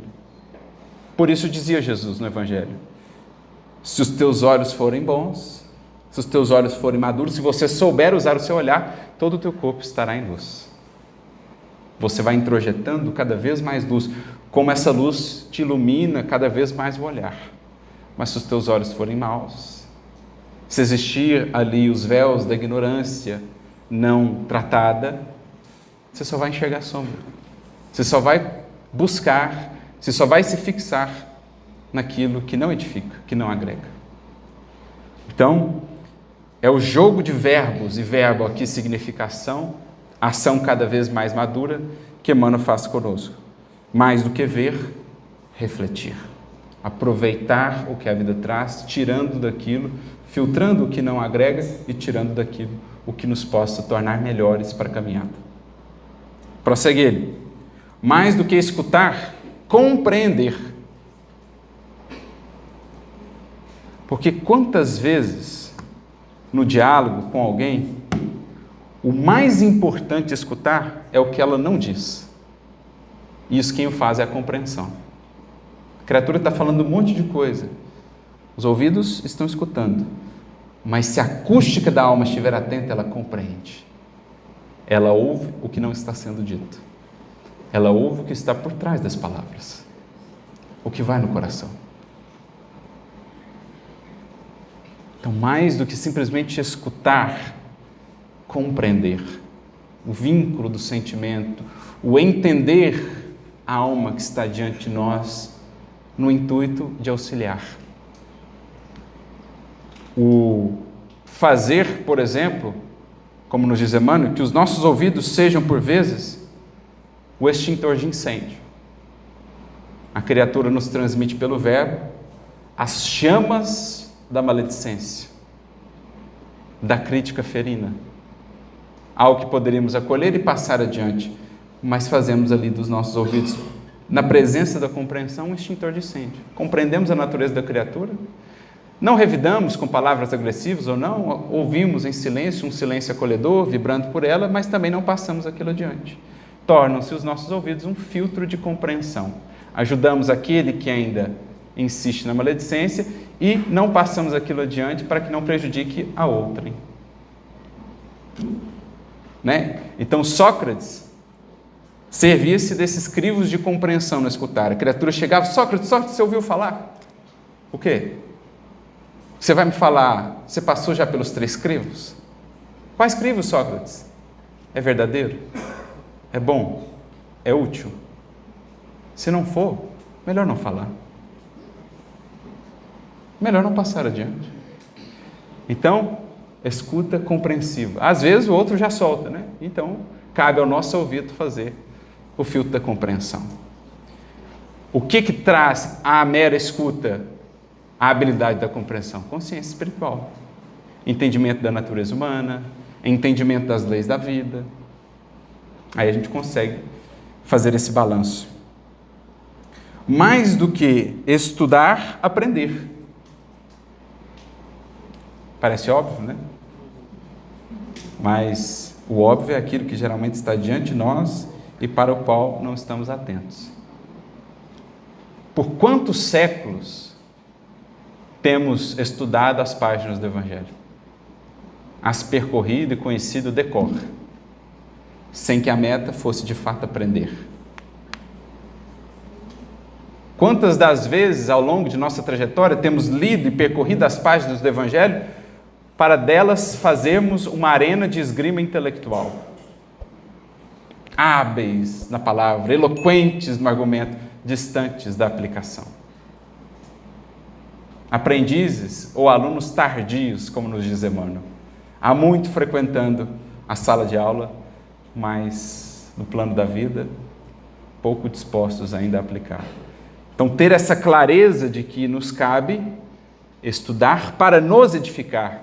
Voltando ao capítulo que citávamos, né, que é o capítulo 1 do livro Vinha de Luz, o título do Emmanuel é exatamente esse: quem lê, atenda. Ele vai falar, olha, há quanto tempo temos lido o Evangelho sem uma intenção de atendê-lo? Ou para moldá-lo às nossas conveniências, ou para encontrar ali justificativas para determinadas posturas, ou para fazer dele, né, um instrumento de imposição, de debates infrutíferos. Quem lê, atenda. Mais do que trabalhar, servir.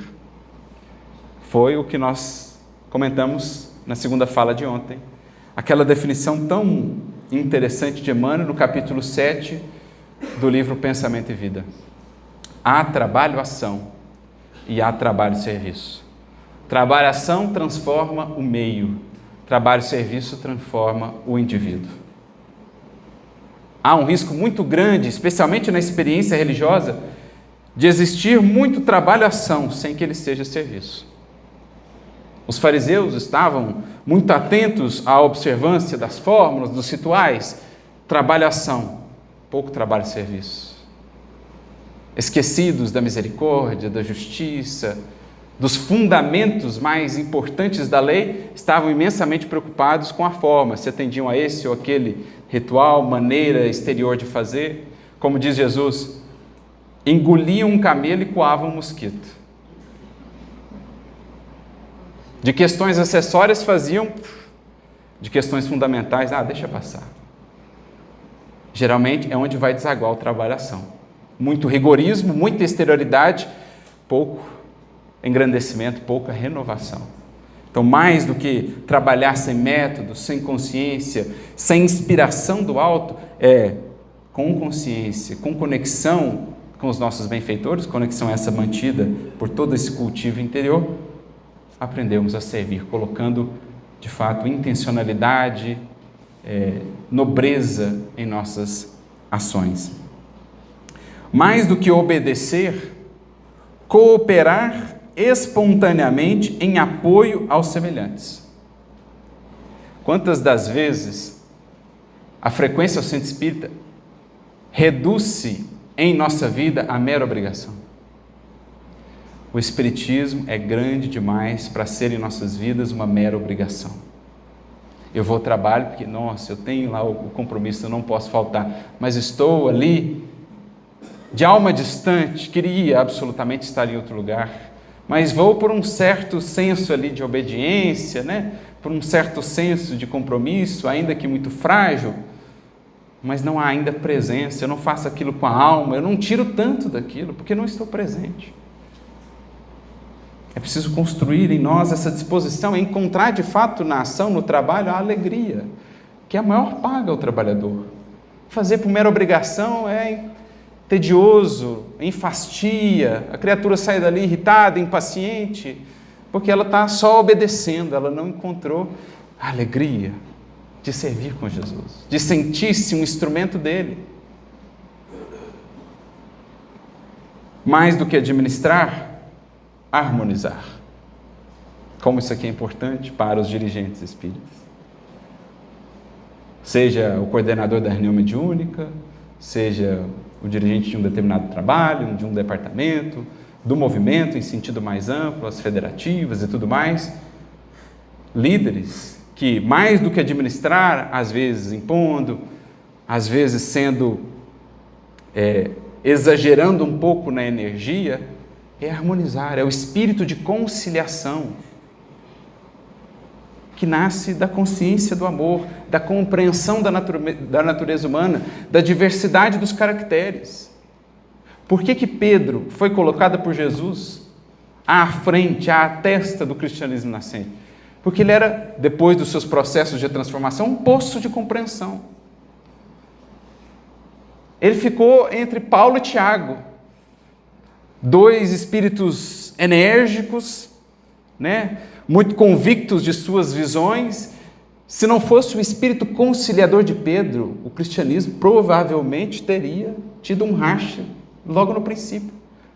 Como não nos esquecemos daquela cena, quando Pedro, na comunidade lá de Antioquia, foi chamado por Paulo, porque estavam tendo problemas com os judaizantes, que queriam introduzir práticas antigas no seio do cristianismo, àqueles que eram os gentios. E aí Pedro vai para ser aquele elemento apaziguador, e de fato até que chegam emissários de Tiago, vindo de Jerusalém, para observar como é que estavam as coisas. E aí Pedro ele começa a ter um comportamento um pouquinho diferente. Começa a ficar mais retido com os gentios e tal, e Paulo olhando aquilo, Paulo não era muito de meias palavras. Um dia ele sobe ao púlpito, à tribuna, e aponta para Pedro e fala do problema. Barnabé começa a chorar. Como assim, Paulo? Porque ele amava muito Paulo, mas ainda mais Pedro. Como você ousa falar assim de Pedro? E aí o burburinho, na plateia, o alvoroço, os gentios aguardando que aquelas questões pudessem ser solucionadas, os judaizantes do lado de Tiago, ficou aquela coisa, todo mundo esperando a postura de Pedro. E Pedro, lembrando-se de Jesus, sentindo o espinho da tarefa, e diz então que a espiritualidade mostra uma cena, o Cristo na cruz. E ele repara o equilíbrio da cruz, duas traves retas, uma cortando a outra exatamente na metade. Como eu dizia assim, seja o elemento de equilíbrio, seja o eixo de ponderação, harmoniza ao invés de pender para um lado ou para o outro. O que ele faz? Pedro se levanta e diz assim: eu peço a todos misericórdia e compreensão para com os meus equívocos, rogando que Jesus nos inspire e nos ilumine a todos, e peço a Paulo que passe a pregação da noite. E senta. Paulo fica estupefato. A plateia inteira, porque ao invés de retrucar, ao invés de chamar a atenção também de Paulo com os problemas que ele também tinha, ou dos de Tiago, ele harmoniza. Meus amigos, vamos nos voltar ao Evangelho. Vamos resolver as coisas à luz do que o Cristo nos ensinou. Diz Emmanuel, lá no livro Paulo Estevam, com esse gesto, Pedro salva o cristianismo nascente. Entende as 3 perguntas de Jesus? Pedro, você me ama? Então apacenta as minhas ovelhas. Administrar no âmbito do Evangelho é apacentar. E a palavra apacentar no português é interessante porque ela como que tem paz dentro dela, A paz, sentar. Assentar a paz. Harmonizar. Então, mais do que administrar, harmonizar, conciliar, ponderar. Depois é Pedro quem vai, quando tem a reunião para decidir as coisas sobre a questão dos judaizantes, eles queriam avançar com algumas demandas, o grupo lá de Tiago, e Paulo batendo o pé firme, e Pedro fala assim: Paulo, recua um passo para a gente ganhar 2. E é o que de fato, eles conseguem fazer um acordo ali, uma conciliação. A circuncisão não se torna necessária, Paulo cede um pouquinho ali em umas questões, Tiago, por outro lado, cede também na questão magna da circuncisão, e pronto, pacifica-se, graças a Simão Pedro. Não por acaso foi escolhido por Jesus para ser essa figura central. Mais do que crer, raciocinar. Creio que essa é muito clara para nós espíritas, Um dos eixos da doutrina. Não uma crença cega, mas aquela que nasce, que brota do entendimento da vida. Estudar as leis divinas é uma das melhores maneiras de nutrir a nossa fé, mas agora uma fé em bases mais sólidas, mais seguras. Porque antes imaginávamos as coisas sem que pudéssemos de fato compreendê-las, mas o Espiritismo traz compreensão, e a fé assim só se pode tornar mais lúcida, mais robusta. Como diria Kardec, não basta crer, é preciso, acima de tudo, compreender. E é aí que entra a importância do estudo. Entender as leis divinas traz-nos cada vez mais reverência à obra do Criador. Cada vez mais estímulo a sermos a elas fiéis, porque vemos tanta sabedoria, tanta perfeição, que pensamos, não pode ser então de outro modo, é melhor eu me ajustar a elas. São melhor para mim. Isso nasce da compreensão. O raciocínio que robustece a fé, mas uma fé que não se reduz ao raciocínio.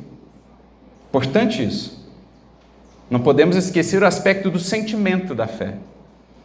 Emmanuel tem uma mensagem, Sentimento e Razão, em que ele diz assim: muito se fala em nosso movimento de uma fé raciocinada, mas pouco se fala de uma razão iluminada. Para que a razão consiga de fato engrandecer a fé, ela precisa da luz da humildade, da luz do amor, porque senão a razão se perverte. E nós já racionalizamos os maiores absurdos.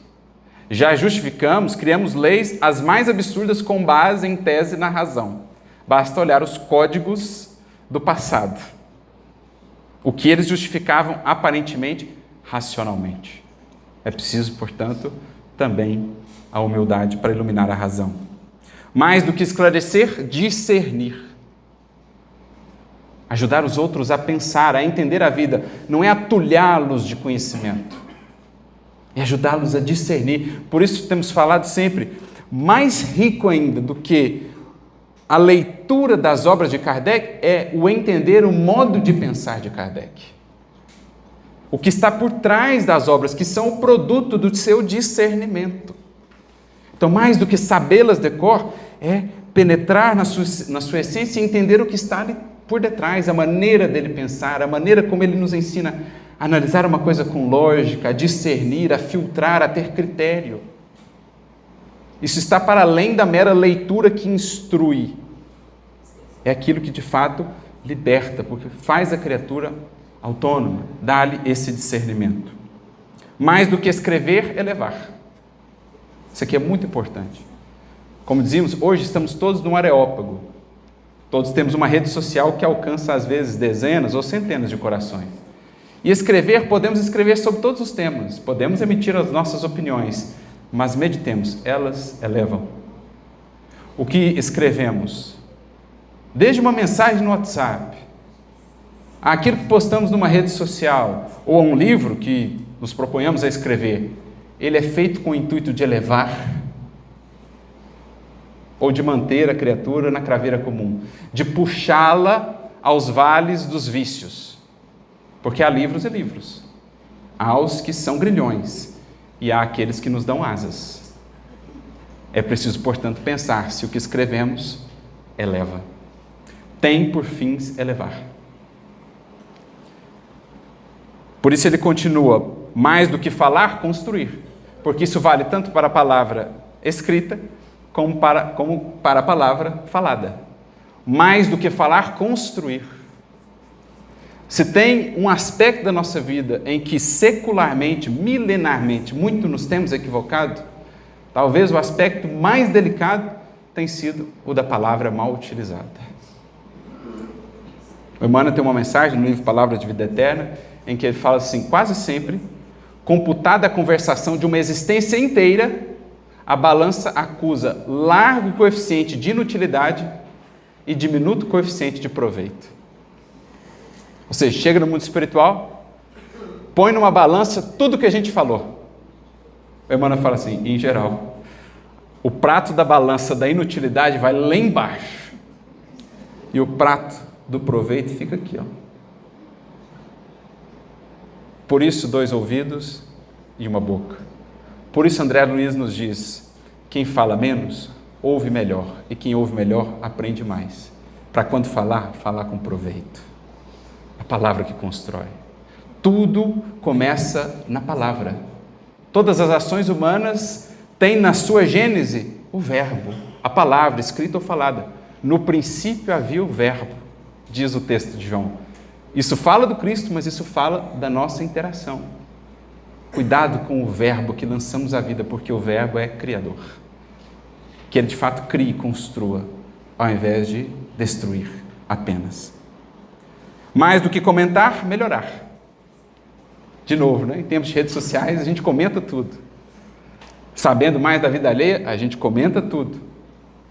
Beleza. Sabendo da vida alheia, a gente comenta tudo. Mas lembra disso aqui. O que você vai comentar melhora. Melhora a sua vida, melhora a vida alheia, melhora os que vão ler. Porque se não o fizer, não vale a pena comentar. O mesmo crivo que Sócrates dizia, é verdadeiro, é bom, é útil. Pensa antes, então, de emitir a sua opinião, o seu comentário. Não sejamos levianos do uso do verbo. É uma potência de imenso poder. Para a gente ter uma ideia, eu lembro daquele caso do amigo de Públio Lentulus, Flamínio Severus. Quando Públio está indo para a Galileia, ele tem uma frase que modificaria o destino de Públio. Ele diz assim, se alguma coisa acontecer lá, não deixe de mostrar o seu poder. Não deixe de marcar a sua presença. Quando ele chega e tem aquele caso com Saúl de Joras, que joga a pedra na carruagem, ele sai e tal, Lívia pede misericórdia e compaixão para o menino, e o Públio até estava tendendo a fazer, mas aí ele lembra da palavra do amigo. Marca a sua presença. Chibata o menino. E aí a gente sabe o que virou depois, né? Quem leu há 2000 anos sabe o que virou depois. Uma frase mal colocada e mal entendida. Mais do que saber, transmitir para o bem.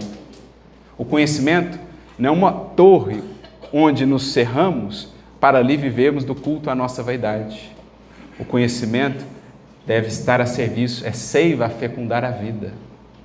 Por isso Jesus, sempre no Evangelho, repare, quando ele sobe a montanha, depois ele diz aos discípulos, agora é hora de descer. Quando no Monte da Transfiguração, os discípulos queriam ficar lá em cima, Jesus fala, não, é descer. A gente sobe aprendendo para descer aplicando. Ficar lá em cima, no culto da vaidade, achando-nos assim tão acima de todos, é um mau entendimento do uso do conhecimento. Porque o conhecimento deve descer como uma cachoeira de bênçãos, como um rio que corre a fecundar outros campos, outras vidas. Mais do que informar, educar. Não só transmitir a informação, mas a informação que transforme, que eduque. Mais do que desculpar, esquecer o mal. Não esquecer o ato estará lá na memória, registro imperecível do Espírito, mas renovar a emoção associada ao ato, isso é esquecer o mal. Porque de que me adianta eu dizer que o perdoei se toda vez que lembro do fato, aquilo me coloca de novo em angústia, em revolta? Não houve de fato perdão. Então, renovar o sentimento associado, é isso que significa para os espíritos esquecer o mal. E por fim, mais do que desincumbir-se, ou seja, mais do que cumprir uma obrigação em vindo aqui, em nosso trabalho espírita, é auxiliar para a felicidade geral. Então, em tudo que fizermos, em toda a nossa ação, na casa espírita ou fora dela, porque o trabalho espírita não está contido nos limites da casa espírita, pensemos nesses termos. O que eu irei fazer, o que eu irei falar, algo trará de mais felicidade geral para as vidas que comigo têm contato, para as vidas que cruzam o meu caminho. Essa é a ideia, pensarmos sempre como um canal por onde possa fluir a presença de Jesus. Não deixarmos que ninguém passe por nós sem que algo possa extrair da mensagem e da presença do Mestre, levando mais alegria, levando mais esperança, levando novos horizontes, novos entendimentos da vida, para que a sua vida possa se engrandecer, para que ele consiga encontrar mais felicidade. Por isso encerramos, dentro dessa proposta do que deve ser o trabalhador espírita, E recordando uma frase de Emmanuel que nos ajuda a entender também por que os trabalhadores espíritas grandiosos que honramos ainda hoje não podem ser por nós esquecidos. Porque, diz-nos Emmanuel, vive de tal forma que mais tarde, ao partires, a sua presença seja lembrada, ou a sua vida seja lembrada como a presença de uma fonte, como a passagem de uma luz. É o que esses trabalhadores foram, e por isso não podem ser olvidados. Ao se lembrarem deles, as vidas que com eles tiveram contato, se lembram de uma fonte, de um manancial, da presença da luz, da presença de Jesus. Que assim seja a nossa vida e estaremos alcançando a proposta, o eixo central do trabalho espírita, que é o trabalho para o espírito, libertando-o e direcionando para a grandeza de sua destinação, a felicidade imortal que a todos nos espera. Muita luz a todos, que Jesus nos abençoe sempre.